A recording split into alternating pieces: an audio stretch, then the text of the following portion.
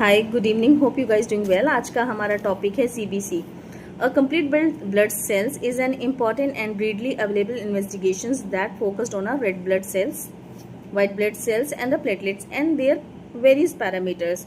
It can help to serve as a screening test for many disorders like as an prognostic or follow-up tool. सो इसके बहुत सारे components होते हैं। सो उसके components क्या हैं सीबीसी के? डब्ल्यूबीसी है, आरबीसी है, हीमोग्लोबिन है, हीमोटोक्रिट है, एमसीवी है, एमसीएच हो सकता है, RDW, platelets, lymphocytes, monocytes, neutrophils और इमेच्योर ग्रेनुलोसाइट्स और रेटिकुलोसाइट्स काउंट्स। ओके, सो हम आरबीसी की, अगर आरबीसी का देखते हैं, आरबीसी पे डिस्कस करते हैं, तो आरबीसी की जो नॉर्मल वैल्यू है जो मेंस और वीमेंस में डिफरेंट होती है। मेंस में क्या होती है 4.7 टू 6.1 माइक्रो सेल्स पर मिलीलीटर होती है और जो वुमेन्स में होते हैं 4.2 टू 5.4 मिलियन सेल्स पर माइक्रो लीटर होती है। और अगर आरबीसी का काउंट लो है तो वो कंडीशन क्या हो सकती है, उसको नॉन एज एनीमिया काउंट करते हैं। और भी बहुत सारी कंडीशन है जिसमें हो सकता है, जैसे सपोज एक्यूट और क्रॉनिक ब्लीडिंग हो गई है, पेशेंट का आरबीसी डिस्ट्रक्शन है, फॉर एग्जांपल हेमोलाइटिक एनीमिया है, न्यूट्रिशनल डेफिशिएंसी है, विटामिन B12 डेफिशिएंसी है, फॉलेट डेफिशिएंसी है, पेशेंट को आयरन डेफिशिएंसी है और बोन मैरो डिसऑर्डर्स हैं, और या फिर डैमेजेस हो गए हैं। क्रॉनिक इन्फ्लेमेटरी डिसीज में भी हो सकता है एंड किडनी फेलियर में भी हो सकता है आरबीसी काउंट्स लो।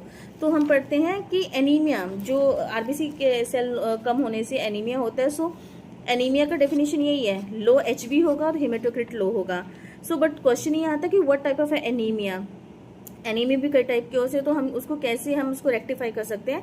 हम एमसीवी के थ्रू उसको रेक्टिफाई कर सकते हैं। एमसीवी जो क्या होता है, mean corpuscular volume is equal to average range size of a red blood cell होता है।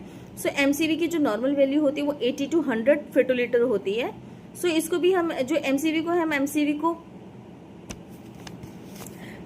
हम कैसे कर सकते हैं। एमसीवी जैसे माइक्रो में डिवाइडेड होता है, माइक्रो नॉर्मो और मैक्रो में डिवाइडेड करते हैं। माइक्रो जो लेस देन 80 है, नॉर्मो में ऑलरेडी नॉर्मल रेंज आती है 80 टू 100 आती है, और मैक्रो मोर देन 100 होती है।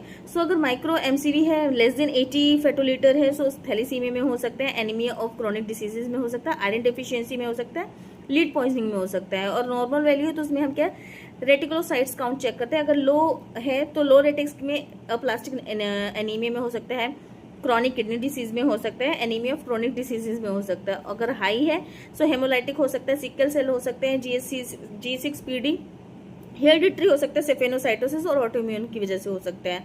और मैक्रो है, अगर मोर देन 100 है तो वो ऑलरेडी डीएनए अफेक्टेड हो सकता है, जिसमें मेगालोब्लास्टिक और नॉन मेगालोब्लास्टिक होते हैं। मेगालोब्लास्टिक है तो विटामिन B12 डेफिशिएंसी हो सकता है, फोलेट डेफिशिएंसी